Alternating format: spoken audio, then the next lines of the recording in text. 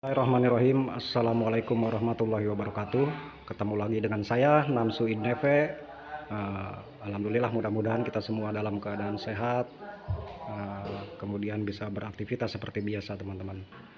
Dalam video kali ini, alhamdulillah, saya akan berbincang dengan tokoh masyarakat, atau bisa dikatakan tokoh ulama juga ya. Beliau adalah salah satu pendiri yayasan ya di daerah sini. Baiklah teman-teman, inilah beliau. Kita langsung saja berbincang dengan beliau ya. Ini adalah Bapak Mama Uje Abdul Halim ya. Silakan Bapak Uje. Terima kasih Bapak Usman. Assalamualaikum warahmatullahi taala wabarakatuh. Waalaikumsalam. Alhamdulillahil qail amma ba'du. Para rekan-rekan penggemar Namsu ya, Bapak Usman channel, Namsu channel yang berbahagia dan kami banggakan. Pertama, marilah kita bersyukur Allah Subhanahu wa taala yang mana atas berkenannya pada kesempatan pagi hari ini kita masih diberikan berbagai macam nikmat, terutama nikmat sehat walafiat, dua nikmat iman dan Islam, nikmat iman dan Islam atau nikmat sehat walafiat, sehingga kita pada pagi hari ini menjelang siang sama-sama kita dapat anugerah yaitu nikmat sehat walafiat. Amin. Dan yang keduanya, alhamdulillah, kita semua sebagaimana sudah kita maklumi dan kita saksikan bersama dan sudah kita melihat dengan dengan jelas dan saksi hidup kita bahwa pada tanggal 20 Oktober ya 2024 kemarin kita sudah menyaksikan bagaimana kita sudah mendapatkan presiden yang ke-8, yaitu presiden terpilih Bapak Haji Prabowo Subianto, dan juga wakilnya presidennya adalah Bapak Bapak Gibran Rakabuming Raka. Kita pertama mengucapkan selamat kepada Bapak Prabowo dan juga Bapak Gibran, selamat bekerja dan selamat menjadi terpilih sebagai presiden yang ke-8. Semoga Bapak Prabowo dan Bapak Gibran menjalankan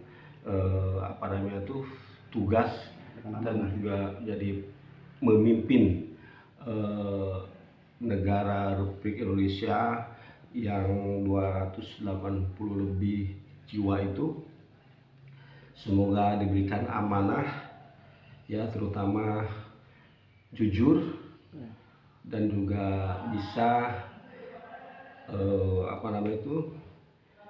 bisa membawa rakyat Indonesia ini menjadi rakyat yang makmur, sejahtera, roh dinawi ya, menjadi rakyat yang berbahagia dengan dipimpin oleh Bapak Prabowo dan Bapak Gibran ya.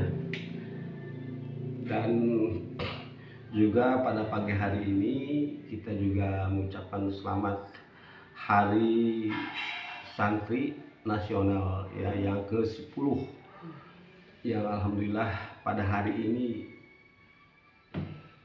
tanggal 22 hari ini kita juga mengucapkan selamat ya. Semoga santri-santri yang ada di Indonesia itu, terutama di Banten dan lebih khususnya di Pandeglang, menjadi santri yang bisa mengamalkan apa yang telah diemban atau yang telah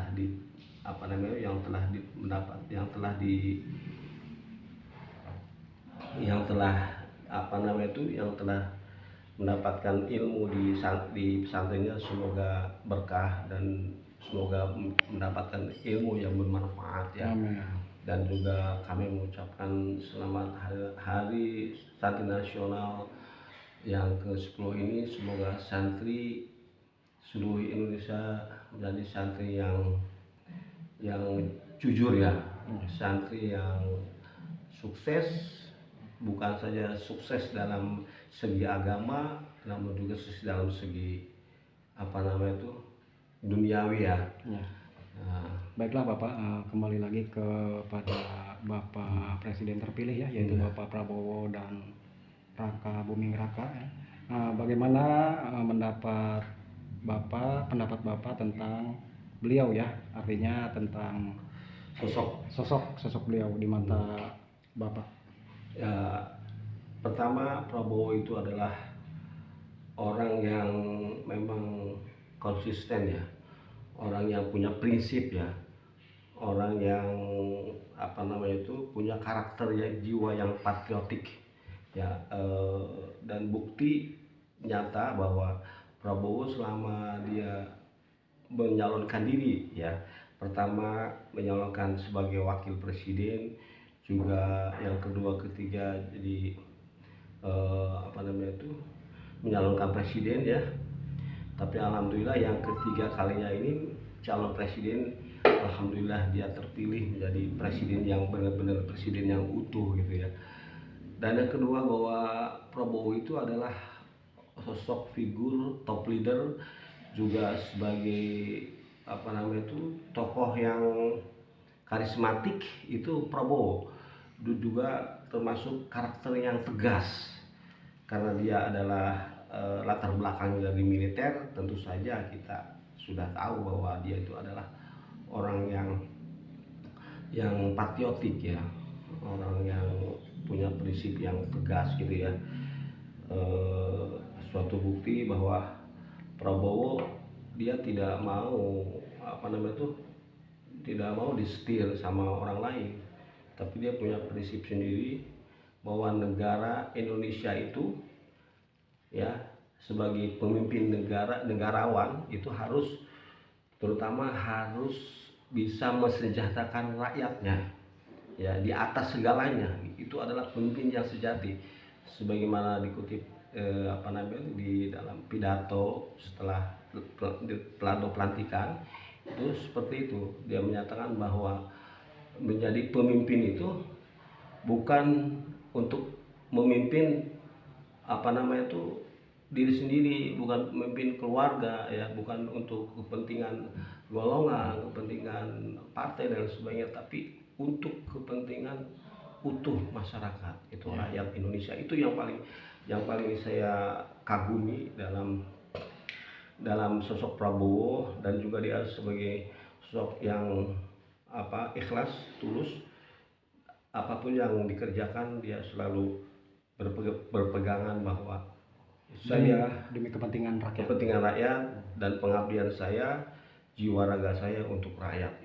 Itu mudah-mudahan ya, apa yang dikemukakan, apa yang diucapkan sama beliau ya di tempat yang terhormat ya, di gedung DPR MPR ya, alhamdulillah itu pernyataan yang memang diharapkan oleh masyarakat Indonesia, dan mudah-mudahan itu menjadi kenyataan, terwujud ya.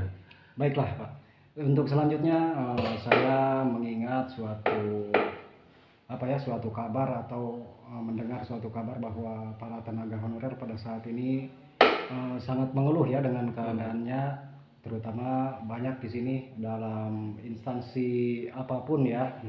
Saya banyak mendengar keluhan. Jadi menurut tanggapan Bapak terkait mungkin Bapak juga pernah mendengar bahwa pada waktu kampanye atau mungkin pada waktu beliau mencalonkan, yang saya ingat pernah mengatakan bahwa beliau akan mengangkat semua tenaga honorer tanpa satupun yang tersisa. Ya, kalau tidak salah beliau mengatakan begitu ya. Jadi gimana harapan Bapak untuk selanjutnya tentang honorer? Ya, itulah harapan yang paling kita tunggu-tunggu ya. Apa yang disampaikan dalam kampanyenya dia, jargonnya dia itu adalah ingin semua honorer yang ada di Indonesia, ya khususnya di Pandeglang ini terangkat menjadi pegawai, minimal pegawai P3K, ya P3K, karena mengingat usia yang udah honor di masa pengabdian, terutama di Departemen Agama ya, di KUA itu sudah belasan tahun, dan juga ya otomatis usianya itu tidak bisa untuk mendaftarkan diri sebagai CPNS. Minimal P3K itu adalah harapan besar bagi kami, terutama ya yang di KUA itu masih banyak yang belum terangkat menjadi P3K. Nah, itu harapan saya, semoga Prabowo bisa mewujudkan, aplikasikan, memanifestasikan bahwa apa yang diucapkan itu menjadi suatu kenyataan dan menjadi suatu target yang harus diwujudkan, yang harus diselesaikan sampai di Indonesia ini tidak ada lagi honorer, ya. Dan mudah-mudahan itu menjadi suatu harapan dan kenyataan bagi kita, dan juga semoga apa yang juga disampaikan oleh Prabowo dalam kampanye itu semoga semuanya menjadi terwujud ya adanya gitu. Nah, diantaranya itu, dan sekali lagi semoga harapan para honorer yang ada di Indonesia, terutama di Pandeglang ini, menjadi prioritas, menjadi skala prioritas bagi Prabowo ya. Itu harapan kami, dan semoga semuanya dapat mendapatkan bimbingan dan ridho Allah Subhanahu wa taala. Amin. Baiklah, itulah tadi pendapat Bapak Uje Abdul Halim ya. Beliau sudah mengutarakan semuanya ya, mudah-mudahan dapat didengar atau mungkin bisa dikabulkan oleh Allah Subhanahu wa taala.